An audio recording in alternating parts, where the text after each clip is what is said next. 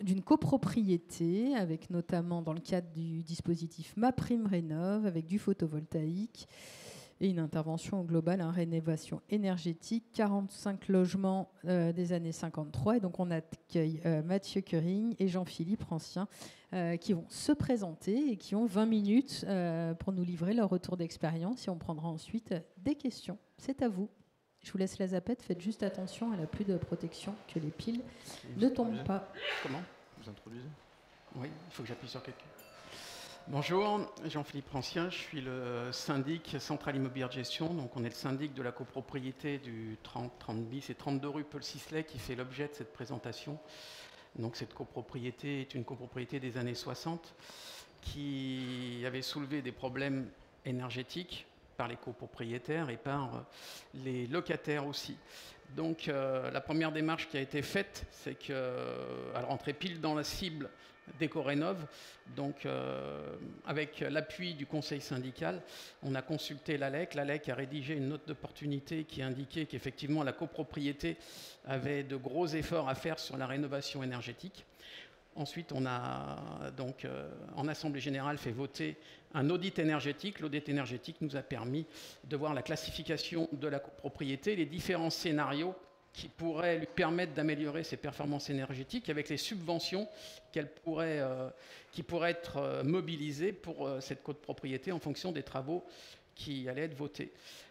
Et ensuite, donc, sur une assemblée générale extraordinaire, on a fait voter la mise en place d'une maîtrise d'ouvrage d'exécution dont faisait partie Mathieu et qui a proposé un scénario de travaux pour permettre d'atteindre la prime pratiquement maximale que la copropriété pouvait obtenir. Je te laisse la parole. Donc Mathieu Curings, je suis le co-gérant du cabinet Nussler Architectes. Donc on a un cabinet lyonnais spécialisé dans la rénovation du patrimoine ancien, que ce soit sur l'énergie ou la rénovation plus globale. Donc comme vous l'a indiqué Jean-Philippe, on a intervenu en tant que groupe de maîtrise d'œuvre pour cette copropriété avec le cabinet Bazin et le bureau d'études Actineo, en groupement de maîtrise d'œuvre. L'audit a eu lieu en 2020, nous on a été missionnés en fin d'année 2020 et le chantier vient de terminer. Donc on est sur 4 années au global. On est sur du temps long en copropriété entre le démarrage d'un audit et une fin de chantier. On est sur un immeuble de 1953 qui est caractéristique des immeubles habituels des faubourgs lyonnais construits dans les années 50. Un immeuble de qualité, de 3 allées, appartements traversant sur une petite rue lyonnaise du 3e arrondissement. On était sur un bâtiment qui n'avait pas fait l'objet de grosses rénovations depuis son origine. Oui. On était sur des façades qui méritaient un ravalement, une toiture qui méritait une réfection, une étiquette énergétique assez dégradée et une copropriété qui n'avait pas de système de chauffage ni d'eau chaude en commun. Tout était géré individuellement.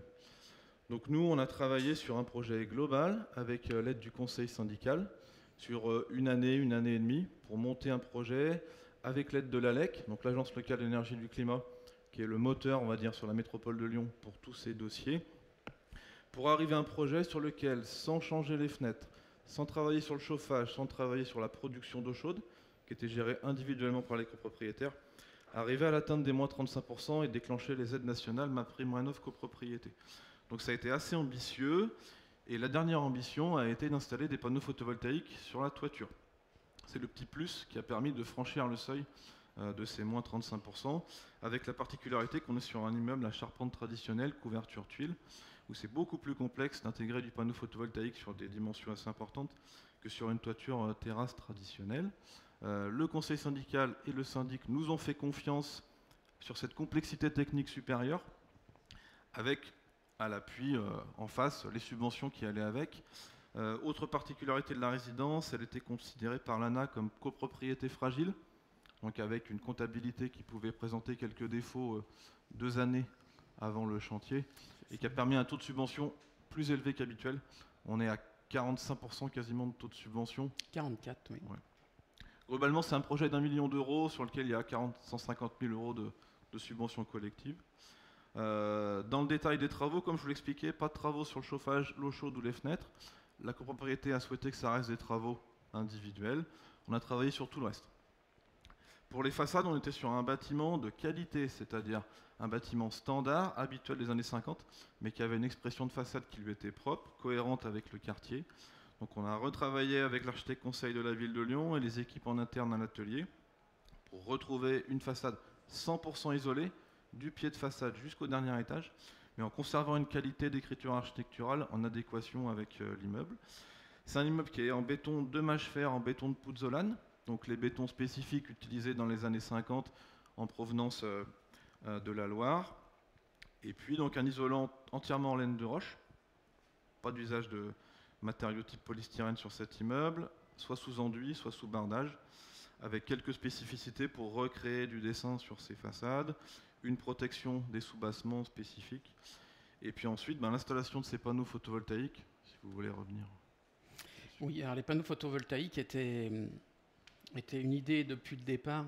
Alors non seulement ils nous ont permis effectivement d'obtenir les subventions maximum, mais en plus c'était l'idée de départ d'utiliser cette toiture qui était bien orientée et en plus, alors qui n'était pas compris dans les travaux de rénovation énergétique au niveau subvention, mais là on a refait la couverture puisque étant donné qu'on mettait des installations importantes de chantier, autant en profiter pour faire des travaux annexes, donc notamment sur la couverture. Donc la couverture étant refaite, c'était judicieux de mettre des panneaux photovoltaïques. Petite particularité, ils sont en intégration bâtie puisqu'on est dans un périmètre des bâtiments de France, donc automatiquement il fallait les intégrer, ce qui faisait par contre des tuiles en moins, mais qui nous a posé quelques petits soucis pour trouver une assurance de majourage, mais on y est arrivé. Et ensuite, donc, le but était de produire l'électricité. L'idée première était de faire de l'autoconsommation avec revente de surplus, sauf que la copropriété a des installations électriques, du moins les colonnes montantes, qui datent de la même époque que le bâtiment, c'est-à-dire un peu non conformes, et surtout qui sont réparties sur plusieurs, il y a 3 allées, avec entre 2 et 3 compteurs par allée, donc c'était difficile de faire de l'autoconsommation. On a donc opté pour la solution de la revente totale, qui était techniquement plus facile à faire, et dont le calcul de retour sur investissement est plus simple, puisqu'il y a un prix qui est donné par EDF-OA, et le retour d'investissement sur cette copropriété est calculé de l'ordre entre 12 et 13 ans pour 36 kg. 36 kVA ont été mis sur la toiture en revente totale. Donc pour vous expliquer un petit peu la technicité de ce travail en toiture, comme vous l'a expliqué Jean-Philippe Rancien, on a une complexité d'assurance, parce que vous avez un mix qui assure l'étanchéité de toiture entre le lot charpente, couverture, et le lot installation photovoltaïque. Il peut y avoir un conflit ensuite, en cas de défaut, sur qui est responsable de quoi. Donc on a quelques soucis d'assurance, du mal à trouver un assureur qui accepte ce type de chantier. La contrainte qu'on a, c'est que sur la commune de Lyon, et même le reste de la métropole, c'est ce qui est imposé par le PLU. Donc quelques complexités à voir. On a d'autres dossiers où il y a des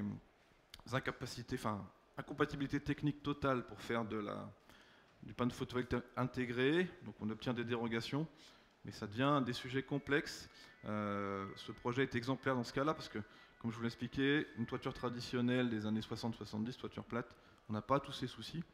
Mais le patrimoine lyonnais des années 50, c'est ce type d'immeuble. Et on ne peut pas les laisser de côté. Donc on a besoin aussi de pouvoir travailler sur l'intégration d'énergie renouvelable dans des immeubles plus traditionnels avec charpente traditionnelle. Le chantier vient juste de se terminer. Comme on est en chauffage au chaud individuel, ça va mettre un petit peu de temps pour qu'on ait le retour d'expérience des consommations de chauffage, parce qu'on n'a pas une consommation unique de la chaufferie de l'immeuble. Donc je pense qu'on continuera à travailler avec le conseil syndical pour bien vérifier ça. Et dans tous les cas, l'Agence locale de l'énergie et du climat récupère les factures sur les 2 prochaines années pour abonder dans ces statistiques et vérifier que tout soit conforme. Et comme il est indiqué en petit au milieu, on est à 35% d'économie globale, mais on est à 47% sur le poste chauffage. Donc on est vraiment quasiment une division par 2, sachant que la note finale chez les copropriétaires sera différente parce que vous avez des personnes qui chauffent à l'électricité, au gaz, chacun a son propre système de chauffage. Pour nous, le principal intérêt de ces immeubles, c'est qu'on est clairement sur du patrimoine classique de la ville de Lyon, sur lequel on a pu aller jusqu'au moins 35%, malgré tous les freins qui existent, en particulier, comme on l'a dit, les copropriétés qui n'ont pas de chaufferie commune et sur lesquelles il n'y a pas d'action sur la production de chauffage. Ça fonctionne quand même. Ils ont eu la chance d'être dans la bonne fenêtre où les panneaux photovoltaïques sont encore inclus dans les systèmes THCEX. L'année prochaine, ce sera quasiment plus le cas. Donc la fenêtre du panneau photovoltaïque est en train de se refermer, techniquement. Il faudra qu'elle se réouvre, mais avec sûrement d'autres moyens. Clairement, ce projet, l'année prochaine, ne sera plus viable en termes de subventions tel qu'il a été conçu à l'époque.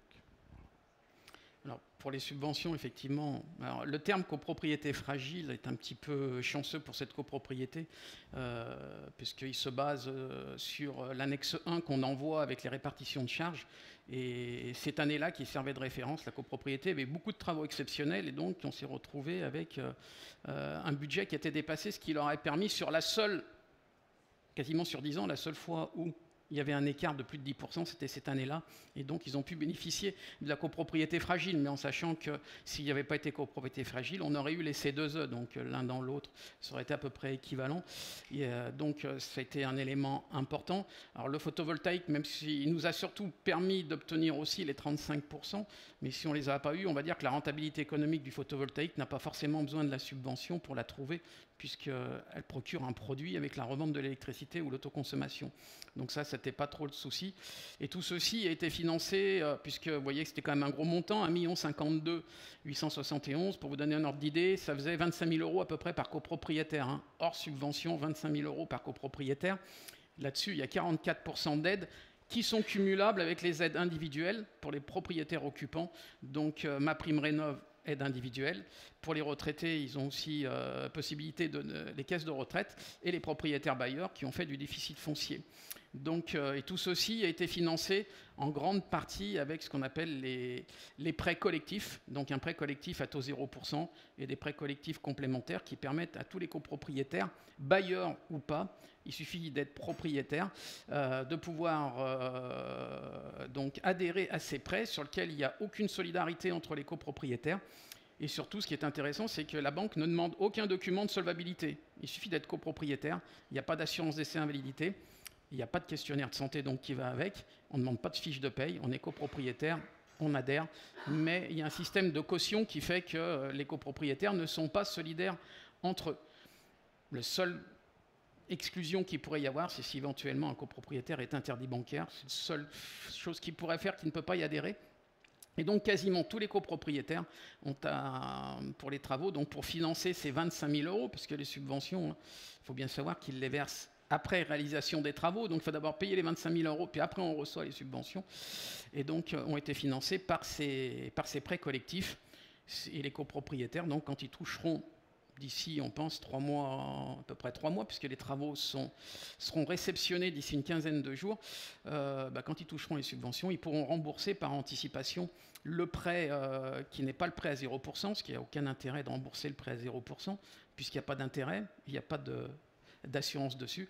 Mais sur le prêt complémentaire, qui effectivement, lui, génère des intérêts, ils pourront rembourser effectivement avec les subventions qui vont toucher, subventions collectives, et pour certains copropriétaires, les subventions individuelles.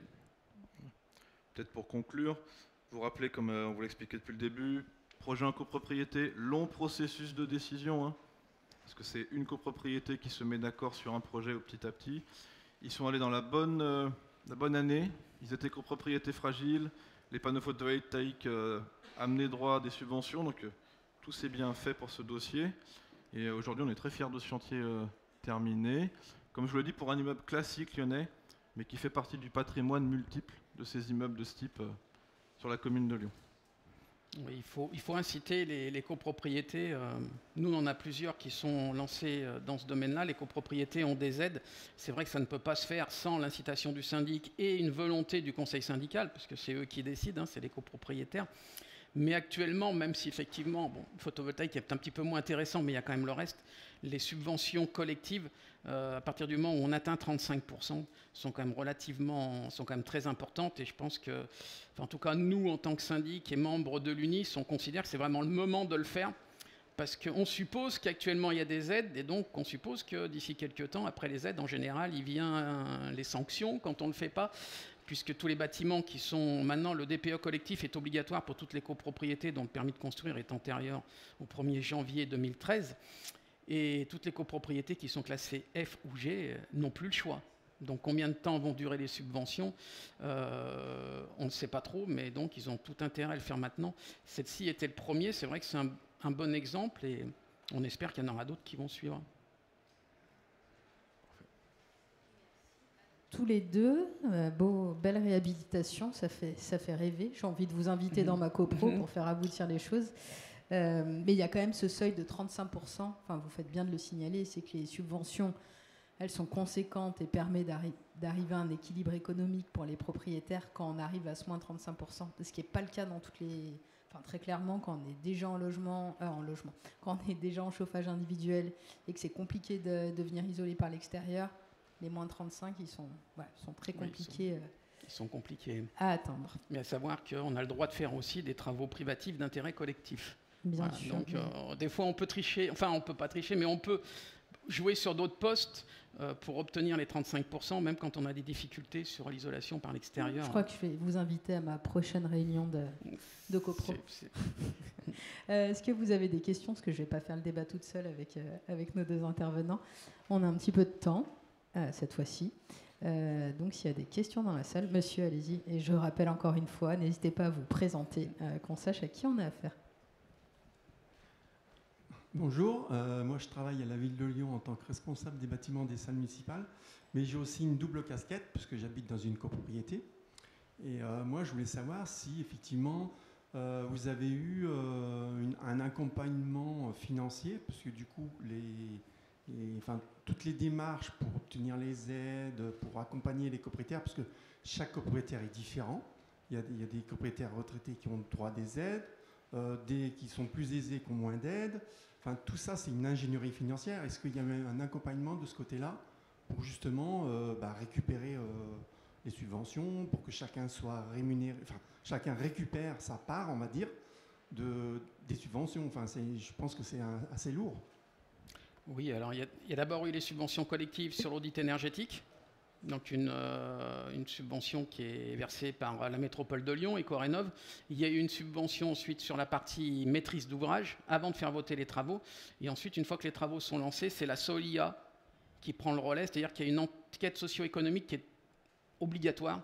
Il faut plus de 50% de réponses. Il y a une enquête sociale et économique qui est ensuite rendue à la SOLIA, et c'est la SOLIA qui a accompagné les copropriétaires occupants, puisque les autres n'y ont pas le droit, qui accompagnait les copropriétaires occupants pour effectivement les aider dans leur démarche de subvention individuelle. Pour les subventions collectives, c'était nous, à savoir que je précise depuis quelques temps, l'ALEC n'a plus cette mission-là, et donc les copropriétés maintenant ont l'obligation de faire appel à un assistant de maîtrise d'ouvrage, un AMO, obligatoirement, qui lui va reprendre ce rôle-là. Voilà, donc qui va faire toute l'ingénierie financière de l'opération, subvention, financement et ainsi de suite, en remplacement de l'ALEC. Là, donc c'est payant, mais il y a des aides dessus. Nous, on a eu de la chance sur cette opération-là. C'est l'ALEC qui a fait cette ingénierie financière avec la SOIA gratuitement. Merci.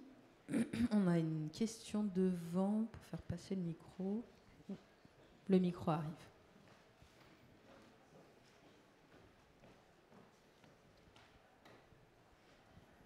Merci. Oui, Henri Fillet, alors je suis architecte, et je suis copropriétaire dans une copropriété de 1969 où on a lancé tout ça. Je n'interviens pas en tant qu'architecte là. Moi j'aurais une question déjà. Les subventions, vous ne les touchez vraiment qu'à la fin? Il n'y a pas une progressivité en fonction de l'avancement des travaux? Alors pour les subventions qui sont liées aux travaux, dans certains cas de figure bien particuliers, mais ce n'est pas évident, on peut avoir une avance sur les travaux, mais la règle, c'est pareil pour l'audit énergétique et pour la MOE, les débuts.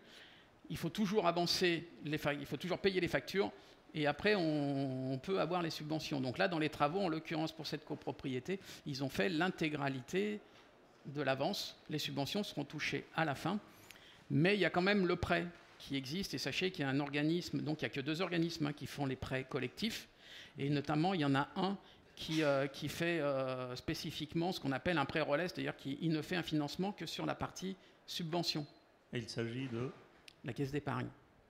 Il y a la caisse d'épargne et Domofinance, voilà, il n'y a que les deux. Là, en l'occurrence, on s'est financé avec Domofinance, mais la caisse d'épargne, eux, ont un prêt spécifique pour les subventions, c'est-à-dire qu'ils vous financent un prêt relais sur le montant de votre subvention qui vient automatiquement se rembourser quand les subventions sont remboursées. Bien entendu, vous avez l'obligation de centraliser toute l'ingénierie financière de l'opération à la caisse d'épargne. Voilà. Donc, pour répondre aussi à monsieur, oui, nous avons déjà fait appel à la LEC, à un AMO qui est indépendant de la maîtrise d'œuvre, et l'AMO a fait un appel d'offres pour la maîtrise d'œuvre, il nous a analysé ça, et on a choisi une équipe de maîtrise d'œuvre, et on a démarré. Donc là, en effet, pour les subventions AMO plus maîtrise d'œuvre, je crois qu'on les touche avant la fin des travaux, bien sûr. Oui, pour la partie APD, oui, vous la touchez maintenant. Et si elles n'ont pas changé, elles sont assez substantielles, données par la communauté urbaine. C'est 75% de la maîtrise d'ouvrage d'exécution dans la limite de 15 000 €. Ce qui est quand même intéressant. D'accord, merci. Merci à tous les deux. On est arrivé, j'ai vu qu'il y avait encore une question dans la salle, mais nos intervenants sont là. C'est qu'on est, si vous voulez leur poser un peu en off, c'est qu'on est arrivé au terme de cet après-midi, il est 16h30. Je dois passer la parole à Philippe Nunez, donc,